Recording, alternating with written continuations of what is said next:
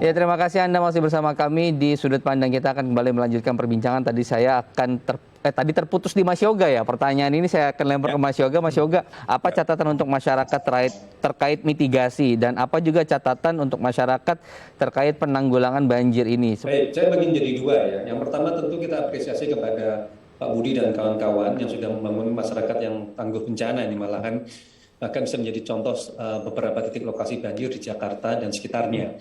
Bagaimana masyarakat sudah siap untuk mengantisipasi banjir. Tapi yang perlu kita catat bahwa ini adalah langkah yang Pak Dudi di awal sudah sebutkan, adalah langkah-langkah saat ini dalam jangka pendek. Ya, tentu kita berharap ke depannya impian kita bersama Jakarta bebas banjir.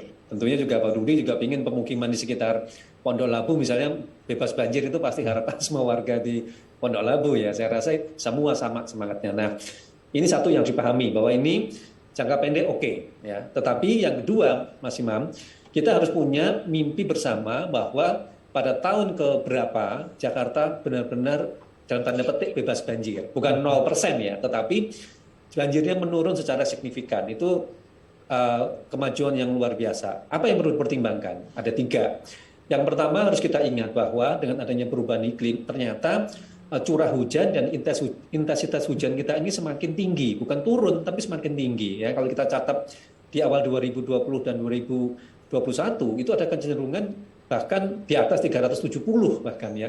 Padahal dulu 150 mm per jam aja udah dianggap paling tinggi ya. Sekarang sudah 370. Artinya dampak bencana hujan ke depan akan lebih besar. Oleh karena itu, kesiapan kita semua harus lebih ditingkatkan juga. Ya.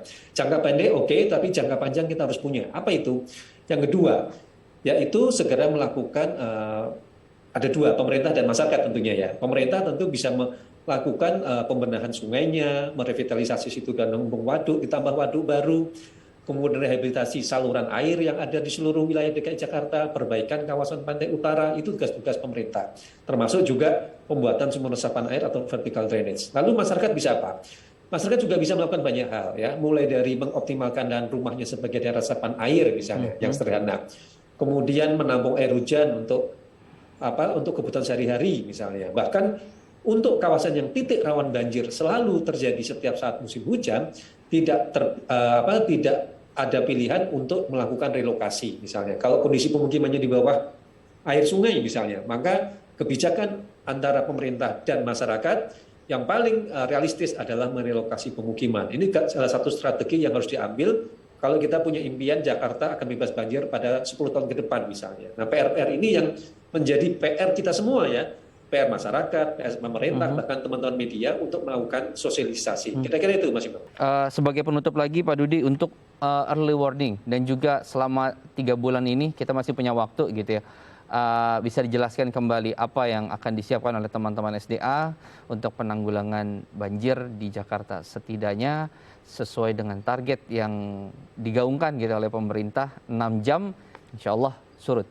6 jam itu bila mana ada limpasan dari kali, tapi yang lebih cepatnya lagi 2 jam itu yang genangan-genangan di jalan itu diselesaikan 4 dari itu Pak. Kalau nggak salah kemarin Pak Gubernur 2 jam.